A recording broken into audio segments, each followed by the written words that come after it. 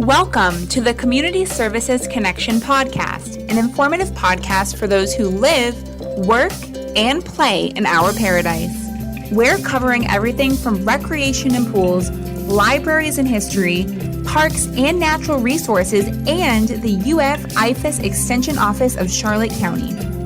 You're listening to the Community Services Connection podcast. I'm your host, Breanna, and this morning I'm here with Jason Thompson, our Senior Environmental Specialist here in Charlotte County. Good morning, Jason. Good morning, Breanna. How are you? I'm good. How are you? I'm doing well this morning, thanks. Does it feel good to be in the office this morning and not out in the field? No, I know. I'm a field guy. Yeah, you have the best job in the county, I think. I think so too most of the time. And you just go play in the woods all day? Is that what you do? That's what a lot of people think we do, but we actually do a heck of a lot of work, and a lot of time there's heavy lifting in difficult environmental conditions. So June 5th is World Environment Day, which is right around the corner. So tell us, what does it mean to be an environmental specialist in Charlotte County? So as environmental specialists in Charlotte County, we are the stewards of our natural lands. The things that make Charlotte County not like our larger neighbors, where there is so much development and so much sprawl. We focus on the management and maintaining those beautiful natural areas that are so attractive to people that come and visit us from all over the country and the world. You're right when you say we're not like our larger neighbors, but there is a lot of development here. What are some of the things that you're doing to preserve some of our green spaces and parks and preserves? So we administer the land management actions for the Habitat Conservation Plan, which is a conservation plan that focuses on the Florida scrub jay, a federally listed species. They're not found anywhere else, but what that means is that we go out and we manage the habitat as closely as we can to natural processes that have occurred for eons before we got here. What is your background? How did you get into this? I grew up somewhere else, like most people here. I'm from Kentucky. I went to school there and I got a bachelor's in science with an area concentration in environmental science. And essentially what that means is I spent a couple of solid years in the science building, and everything with enology, I took it. Chemistry, biology, ichthyology, ornithology, aquatic entomology, limnology, which most people don't know, that's a study of lakes and water bodies. We did all of that. And so it gave me a very good, well-rounded background to come down here. College taught me how to learn what I didn't already know. And most of those principles that I learned in college, I've been able to apply to our work here. And how long have you been here? I have been with Charlotte County 15 years this month. Wow. Well, happy anniversary. Thank you. That's awesome. What has your team been up to since the hurricane? So my team does a lot of equipment operations and chainsaw work, and we do a lot with essentially like forester type jobs. And so as everybody's familiar, Hurricane Ian was a big storm, and it came through here for a very long time. And so we have a lot of down timber, and my team initially came out and started clearing all of our active use parks so our citizenry could restore their day-to-day normal lives. I think that's what we all wanted most right after the storm, is like, when do we get back to normal? And our people wanted to come out. They didn't have cable. Many didn't have water. And so they've got kids that are trapped at home, and they want to come out and go to a park and let the kids run off some of that energy. And so one of the first things we did was to go out to our active use parks and playgrounds and help to open those back up. And then we expanded outward from there and to help facilities be ready and prepared to open up and let people in so we can continue to be community services. We can serve our community. We had so many people who would pull into the park and say, it looks fine. Why is it closed? What are some of the dangerous things that you saw inside of the parks? Well, so as you're walking along a trail, you may not see trees and branches that are imminently going to fall. We want to make those safe, obviously.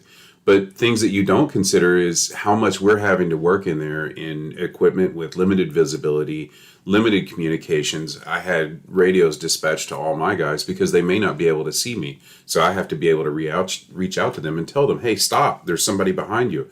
Those are one of the things, as well as dropping trees and stuff. We all know because we work with one another out in the woods, but somebody else might not know. And if we don't know they're in the vicinity and we start cutting a tree, it starts to come down. There's a very real likelihood that we could drop a tree or limbs on somebody and injure, or worse, individuals that have come just to recreate in our parks. That's scary. And I'm really glad your team took their time to clean it up the right way and the safe way, and we thank everybody listening for their patience. How do you think the hurricane impacted the habitat here in some of our parks? So I think the habitat and the natural fauna of Florida and flora, they fared much better than we do. The thing that we don't understand so much is humans are kind of later to the scene. Many of these animals, gopher tortoises, scrub jays, alligators, have been here for millions of years, and so they've seen more than their share of hurricanes, and they've learned to adapt. It seems like our scrub jays have done very, very well. We're still going to have to gather a lot of data over the next couple of years and find out how has it impacted reproduction. But so far, preliminarily, our birds came together really well. Gopher tortoises seem to do very good, and when you clear out some of those large overstory trees, it makes way for new plants to grow, and that new growth is something that becomes a food source for a lot of animals out there. Let's go back to scrub jays, because just before the hurricane, I remember your team was doing a lot of work with scrub jays. When is scrub jay season? Okay, so scrub jay nesting season started March 1st, and it goes all the way through June 30th. That's when scrub jays breed, establish nests, raise young. Those nestlings leave the nest. They become fledglings. Around or about June 1st is when we start our scrub jay surveys.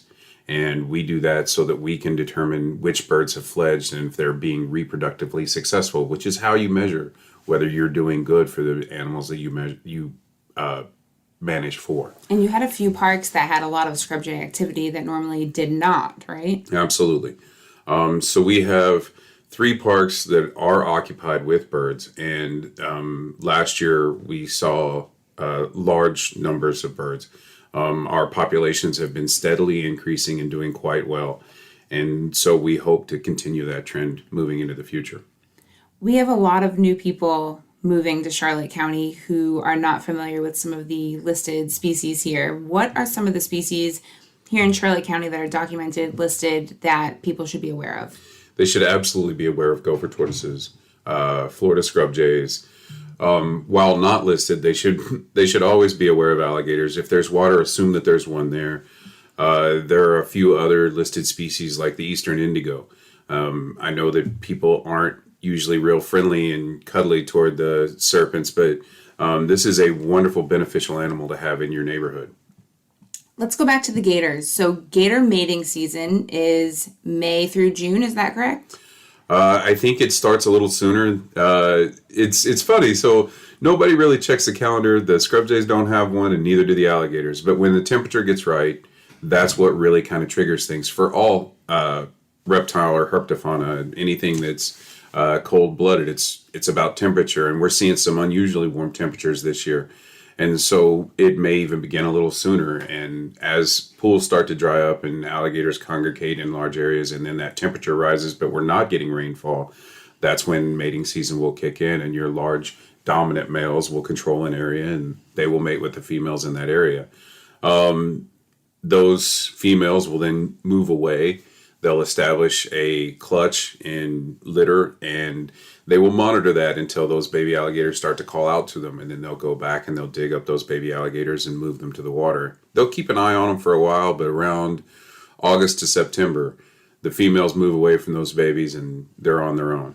So we do have signs posted pretty much near every body of water in Charlotte County that says beware of alligators. But what do people need to be on the lookout for? So, like I mentioned before, if there's water, assume that there's an alligator there. And if you see one laying up on a bank, just leave it alone. Respect its distance like you would a person. You wouldn't walk up to a big, scary-looking person and stand right next to him. Or a lion. For whatever reason, we see an alligator laying there on the sand, and it doesn't seem to be moving, and it's not really responsive to us. And I see it all too often. People want to go up and get a great picture. That's fantastic. Keep in mind, these animals can move very fast in short bursts, and while they're not likely to, it's best to just respect that and give them their distance. Don't walk up to them with your dog. Don't have dogs off a leash and running near a water's edge. In a warm year like this year, that alligator might decide that that's a very tasty snack. I just saw a video where something like that happened. Yeah, that's really unfortunate. I'm a photographer, and so I know in some of the gated communities around here, there's a fence around the ponds and the gators Can I throw food at it and try to lure it in to get a good picture? Is that a good idea? That's a great question, Breanna.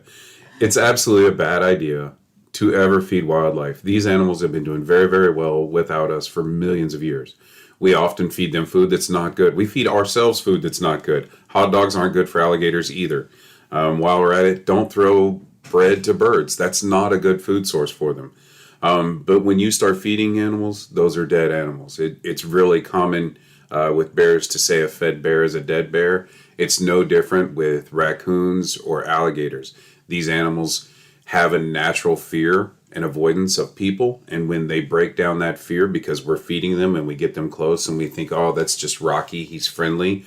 Well, Rocky might not be friendly to the next person, or the next person might not be so friendly to Rocky, and then Rocky gets hurt or killed because somebody decided to feed him. And especially, don't do it with alligators. Nobody would go to Africa and try and hand feed a pride of lions. Don't do it with an alligator either. These are dangerous animals. They seem to leave us alone as long as we leave them alone, and I think we should stay with that agreement. We just leave them alone. Leave them alone, stay away, keep your distance. Anything else?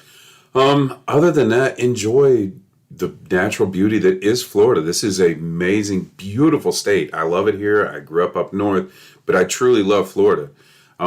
Appreciate it for what it is. It's not Kentucky where I grew up. I love Kentucky, but I left Kentucky where Kentucky's at. This is Florida, and I accept Florida on Florida terms. Appreciate it for what it is and respect it. Awesome. Jason, thank you so much for being with us this morning and talking on the podcast. Where can people learn more about the work that you do? Charlotte County has a fantastic website.